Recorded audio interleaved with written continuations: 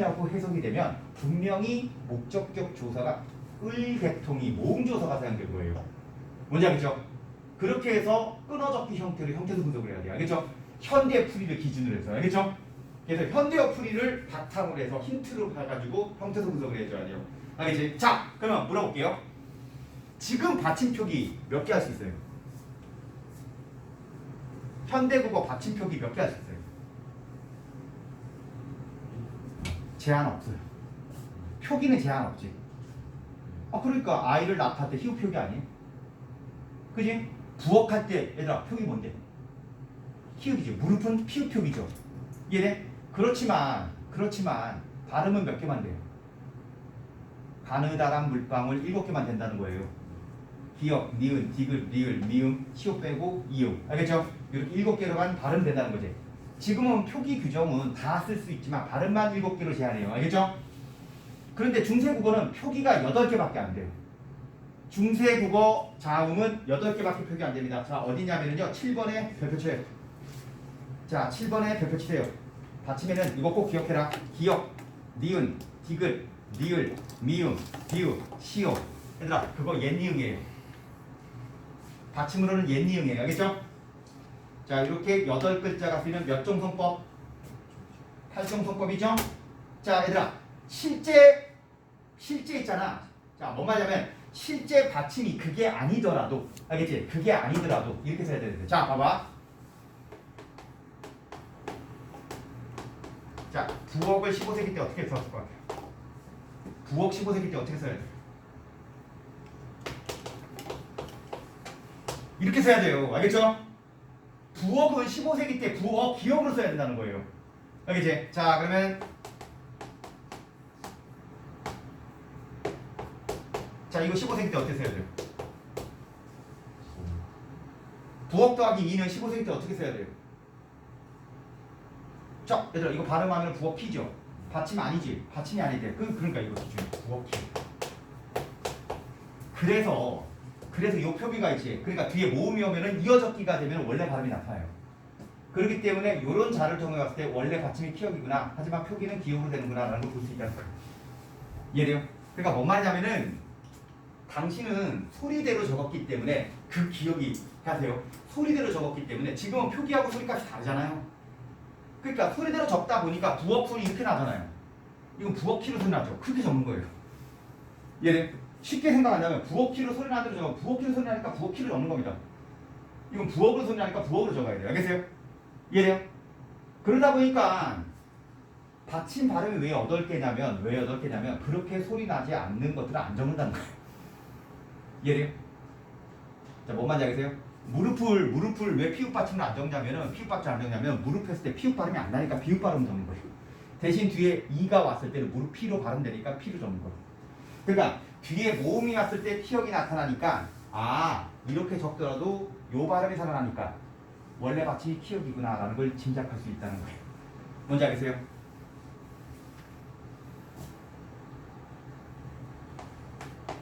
자, 그럼 봐봐. 이거 15세기 때 어떻게 표기했을 것 같아요?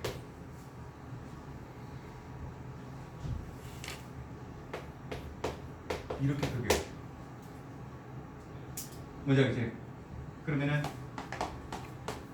이거 15세기 때 어떻게 표기했을 것 같아요? 이렇게 표기하는 거예요.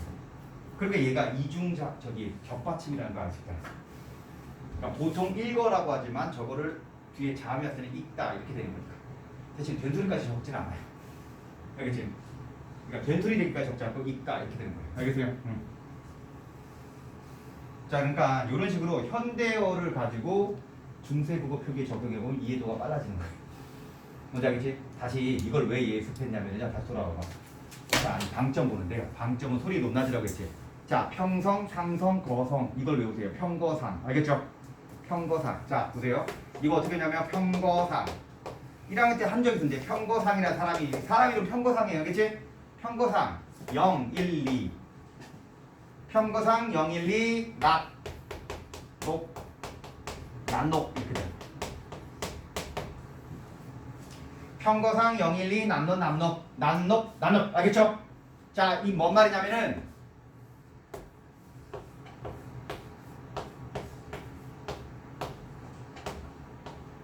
자, 이렇게 글자가 있을 때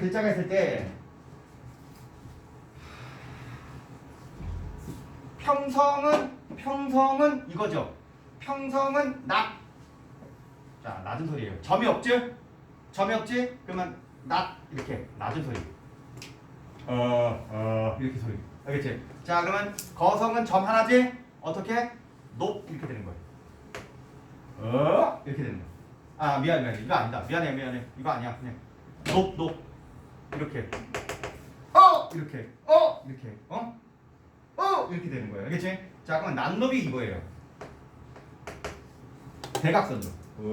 이렇게 되는 거예요. 이렇게 되는 거예요. 알겠죠? 실제로 그렇게 발음했을지 안 했을지는 녹음된 게 없어서 모릅니다만 아마 이랬을 것으로 추정하는 겁니다. 알겠죠? 자, 됐어요? 자, 그래서 이렇게 되는 거고요. 자, 그러나 받침이 기역, 디귿, 비읍, 시옷일 때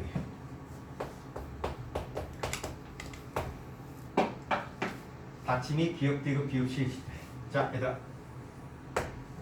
받침 몇 개라고 했지? 받침 표기 8개라고 했지? 그 중에서 노란 양말만 뺀 거예요. 알겠지? 그러니까 뭔 말이냐면은, 자, 안 울림 소리예요.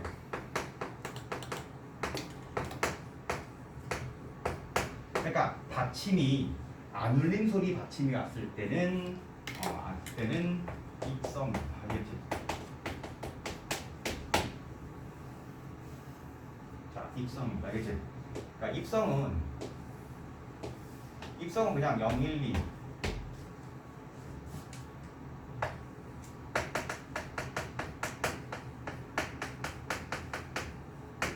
그러니까 입성은 빨리 끝내는 거예요. 그렇죠? 빨리 끝내는 거죠. 그러니까 입성은 세 종류예요. 알겠어요?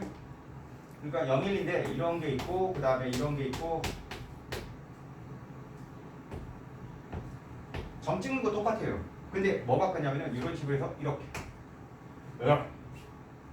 가 아니라 그 다음에 가 아니라 이렇게 되는 거. 알겠지? 자, 그러면 요거는 이렇게 가 아니라 이렇게 끝에 빨리 닫아버리는 거야. 뭔 소리인지 모르겠다만 얘 봐봐. 중국어에 입성이 있어요. 그렇죠? 중국어 하니? 중국어 그리고 순노다는 소리 있죠. 이러면서 알겠죠? 뭐 그런 겁니다. 그러니까 입성은 자 이렇게 보면 돼요. 얘들아, 입성은 그래서 소리의 빠르기라는 것은 소리를 빨리 닫아버리는 거예요. 알겠죠? 빨리 끝내버리는 거예요. 알겠어요? 자, 그래서 입성은 소리의 빠르기와 관련되어 있다는 건데, 자, 다시 한번 편거상을 기준으로 했을 때, 제 아무리 0, 1, 2라도 받침이 기읍, 디귿, 비읍, 시일 때 무조건 입성이에요. 알겠어요? 됐지? 자, 그럼 밑에 볼게요. 말싸미는 상성, 평성, 거성이라는 거고, 활, 돌, 갈, 깃, 입 이렇게 했을 때요. 니네 봐봐. 깃, 입 이거는 왜 입성이냐면은 디귿 받침과 비읍 받침 나오면 무조건 입성이에요. 알겠어요? 점 숫자와 관계없이. 그 다음에 리을 받침, 요거는 전부 다 뭐니? 울림소리 받침이지? 자, 그렇기 때문에 얘네들은 결국 점이 없으면 평성, 2개면은 상성, 하나면은 거성 이렇게 되는 거예요. 자, 구별할 수 있겠어요? 이거까지는 안 나오지 않았기 때문에 이해만 하세요. 알겠죠? 자, 됐어. 이제 5페이지에 이어적기. 이어적기는 알 겁니다. 자, 이어적기는 연철이라고 하는데 표기 방식이 일반적입니다. 이어적기는 자, 읽어볼게. 받침이 있는 체원이나 어간에 모음으로 시작되는 조사와 어미가 결합할 때 소리 나는 대로 표기하는 게 이어적기입니다. 자, 소리 나는 대로 표기하는 게 이어적기예요. 사삼회가 사삼회, 깊은이 이렇게 되는 겁니다. 자,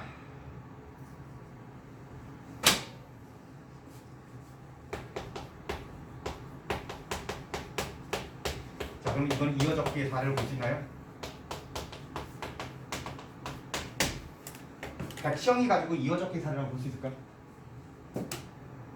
앞으로 이어적기 사례라는 것은 무조건 모음조사나 모음어미가 왔을 때 소리대로 적어야 돼요. 알겠죠? 저걸 모음이잖아요. 근데 백시영 더하기 2가 소리대로 적은 게 아니죠? 얘가 일로 옮겨간 게 아니지? 이런 거는 이어적기 사례로 볼 수 없다는 얘기예요. 알겠어요? 무조건 있잖아. 받침이 위로 올라가야 돼요. 알겠어요? 그러니까 이어적기 사례로 보려면 원래 소리대로 적는다 하더라도 원래 받침이 모음조사나 모음어미 사이로 올라가지 않으면 이어적기 사례로 올바르지 않습니다. 알겠죠? 자, 됐습니까? 그럼 현대국어는 끊어적기가 되겠죠.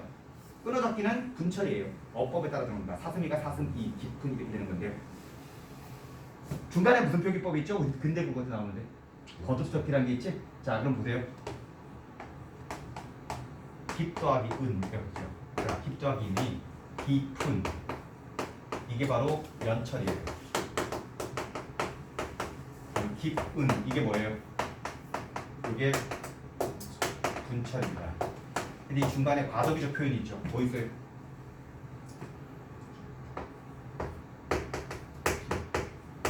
깊은이 있어요. 알겠지? 이게 바로 중철이라고 합니다. 이게 중세고요. 이게 근대고요. 이게 현대예요. 물론 분철이 근대에도 나타나긴 했지만 이 대세가 이거라고요. 자, 그럼 봐봐. 이거 왜 비읍 받침입니까? 현대국어가 되기까지는 결국 받침에 올 수 있는 표기에 제한이 있어요. 알겠지? 예를 들어 더 엄격해요. 여기는 8종성법이고 여기는 7종성법이거든. 현대국어 와서 해야지 제한이 없어진 거예요. 알겠지? 그렇기 때문에 깊은 할 때 피읍 받침이 아니에요. 알겠지? 깊은 이렇게 되는 거예요. 알겠지? 받침도 쓰고 표기대로도 소리대로 쓰는 겁니다. 자, 됐지? 다시 7번. 받침은 다시 이거 무엇을 기억하라고 했죠? 기억, 니은, 디귿, 리을, 미읍, 비읍, 시옷, 예니음 8개 8종성법인데 중요한 거는 지금은 시옷이 없죠? 시옷이 없는데 그러면 중세인들은 디귿과 시옷의 받침 발음을 구별했다는 겁니다. 어떻게 구별했는지 몰라요. 알겠죠? 자, 중요한 거는 얘들아 음절말에 8개의 자음이 있는데 중요한 건 별표죠. 디귿과 시옷의 받침 발음을 구별했다는 거예요. 아, 물론 초성 발음은 디귿과 시옷을 누가 구별 못해요. 하지만 봐봐. 받침 위치에 있는 디귿, 시옷 발음 구별하는 게 쉽지 않거든요. 알겠지? 지금 현대인들은 받침 발음을 디귿 값으로 통일시켜 버렸어요. 알겠죠? 이해돼? 자, 근데 당시 사람들은 디귿과 시옷을 구별했습니다. 그래서 밑에 받침 8개의 자음이 오는데 받침 8개의 자음 표기. 그러니까 발음도 8개고 표기도 8개예요. 그러니까 발음대로만 표기하는 거예요. 알겠어요? 이해돼요? 발음도 8개지만 표기도 8개가 되는 거예요. 알겠어요? 자, 이제 참고로 이때 근대국어에 나오는데 근대국어 때는 뭐가 빠져요? 디귿이 빠집니다. 특이할 만한 것은 근대국어 때는 음절말에 기역, 니은, 리을, 미음, 비읍, 시읒 얘들아 그냥 이응이에요. 이건 그냥 이응이에요. 예니응이 아니에요. 알겠죠? 이때 예니응 사라지거든. 기역, 니은, 리을, 미음, 비읍, 시읒, 이응 7개의 글자가 쓰이는 7종성법이고 음절말에 7개의 자음이 발음되는데 중요한 건 디귿 받침이 이때 시옷으로 다 통합돼요. 알겠어요? 그러니까 디귿 받침들이 다 시옷으로 통합됩니다. 알겠어요? 자, 그 다음 밑에 7개의 자음만 발음했기 때문에 표기도 7개로 갑니다. 자, 참고로 현대국어는 음절말에 기역, 니은, 디귿, 리을, 미음, 비읍 이제 시옷이 빠졌지? 근데 이 7개의 자음이 발음에 동그라미 치세요. 발음이 되는 거예요. 이게 대표음으로 발음만 되는 거예요. 알겠어요? 표기는 모든 자음이 가능합니다. 알겠지? 그러니까 표기의 제한은 사라진 거예요. 발음만 7개가 됩니다. 근데 근대까지만 해도 표기가 발음값이었어요. 알겠어요? 근데 현대 국어에 오면서 표기는 자유로워지지만 발음은 7개로 제한. 근대랑 차이점이 있다는 것은 시옷이 다시 디귿으로 통합되는 거예요. 알겠지? 다시 시옷이 디귿으로 통합되는 거예요. 알겠어요? 음절말에 7개의 자음이 발음됨. 그러나 받침 표기는 다양하게 옵니다. 그래서 받침에 7개의 자음이 발음되지만 받침 표기는 다양하게 돼요. 그러니까 발음대로만 표기하는 건 아니에요. 알겠어요? 현대국어는 발음대로만 표기하는 게 아닙니다. 표기하고 발음값이 달라져요. 알겠어요? 그래서 음절의 끝소리 규칙이 교체 현상이라고 하잖아요. 안 그래요? 자, 이제 8번까지만 하고 쉬었다 할게요. 참고로 우리 교과서에는 없어요. 교과서에는 없지만 우리가 분석할 때 하도 많이 나와서 그러는데 중세국어의 의문현상인데 참고하세요. 중세국어는 무조건 두음법칙, 밑에 부기어마, 그 다음 밑에 원순모마 안 나타나요. 알겠어요? 안 나타나요. 중세 때는 부기어마도 안 나타나고 두음법칙도 안 나타나고 원순모마가 안 나타나요. 이해돼요? 자, 그러면 우리가 알고 있는 부기어마, 원순모음, 두음법칙이랑 좀 달라요. 1. 중세국어 때 두음법칙이 아직 이루어지지 않은 시기인데 어두의 이하, 여, 요, 요 앞에서 자 어쨌든 어두의 니은이 후대, 현대에 탈락해요. 알겠지? 그러니까 뭔 말이냐면은 자, 표기로는 중세국어 때 니 해가지고 어두에 니은이 있죠? 근데 현대어풀이에서 니은이 사라지면 그건 두음법칙이 현대에 와서 이루어진 거니까 알겠지? 특징이 뭐냐? 두음법칙이 거의 현대화 생긴 거거든. 그러니까 중세 때는 두음법칙이 없었다고 특징이 되는 거야. 자, 예를 들면 거기 얘기 봐봐. 니근인데 이게 어떻게 해석돼요? 이근으로 해석되지. 니근이 이근으로 해석되지. 니은이 사라졌지. 그러니까 현대 이걸 설명하기 위해서 우리 두음법칙을 설명하거든. 아, 그래서 현대 국어에 두음법칙이 생겼구나. 그러니까 중세 때는 없었구나. 알겠어요? 뭔 말이겠어요? 이거는 현대에 와서 생긴 거니까 그 당시 없는 게 특징이 되는 거예요. 뭔지 알겠어요? 그 다음에 국외음화인데 국외음화는 자 디귿티읕이 지읒치읒으로 교체되는 건데 이거는 반대로 현대 국어에서 지읒치읒으로 표기되는 게 중세 때는 디귿티읒으로 표기돼요. 이해돼요? 자, 그러니까 예를 들어서 표디라고 하죠. 근데 이게 현대에서는 표지로 됐죠. D가 뭘로 바뀌었어요? G로 바뀌는 거 설명하는 게 국외음화거든. 그러니까 이거는 현대 국어의 특징이에요. 알겠어요? 현대 국어의 특징입니다. 현대 국어는 국외음화 때문에 D 이런 게 다 G로 바뀌었지. 그러니까 중세 때는 국외음화된 현대 국어에서 아직 국외음화의 형태가 발견되지 않았다가 특징이 되는 거예요. 알겠지? 자, 그다음에 원순모마도 현대 국어의 특징이에요. 알겠어요? 자, 그러니까 중세는 원순모마가 이루어지지 않았다는 건데 미음, 비읍, 피읍 다음에 의가 우로 바뀌는 겁니다. 알겠지? 그러니까 미음, 비읍, 피읍 밑에 오는 의. 그러니까 물, 불, 풀 이런 거지. 자, 그래서 보통 원순모마의 대표적인 게 이거예요. 미음은 물, 그다음 비읍은 불, 그다음에 피읍은 풀. 요 세 장. 물이 뭘로 바뀌었어요? 물. 불이 뭘로 바뀌었어요? 불. 풀이 뭘로 바뀌었어요? 풀. 이때 우가요. 입술이 동그랗게 말아지는 원순모음이거든. 그러니까 이 원순모음은 거의 현대에 와서 생긴 겁니다. 그치? 그렇기 때문에 원순모음이 거의 현대 국어의 특징인데 중세 때는 그 흔적이 없죠. 그러니까 중세 때는 이게 안 나타났다가 특징이 되는 거예요. 알겠어요? 그래서 현대어 풀이를 통해서 우리가 이해할 수 있도록 해줘야 됩니다. 자, 됐습니까? 그러니까 이게 현대지? 그러니까 원순모마로 설명했지? 그러니까 중세 때는 이런 표기가 나타나니까 원순모마가 없었구나가 특징이 되는 거예요. 여기서 말하는 두음법칙, 국외음악, 현대 그거는 근대 말부터 나타난 거이기 때문에 꼭 현대 와서 나타난 게 아니라 근대 말부터 나타난 거거든. 그러니까 중세 때는 없었던 현상이에요. 그렇죠? 이해돼? 그리고 그게 근대 말부터 나타나서 현대 국어까지 이어진 거잖아요. 그지? 그러니까 이거는 근대 말부터 현대 국어까지 이어진 거니까 현대 문법의 특징이라고 보면 돼요. 알겠죠? 지금 우리가 배우고 있는 문법의 특징이죠. 그러니까 봐봐. 물을 왜 원순모마라고 안 하냐면 물은 그냥 물이죠. 원순모음이 적용된 거지. 하지만 중세 때 형태가 물이니까 원순모음은 아니었지. 그래서 이 변화 과정을 원순모마라고 하는 거예요. 알겠죠? 자, 좀만 쉬었다 하도록 하겠습니다. 수고 많았습니다.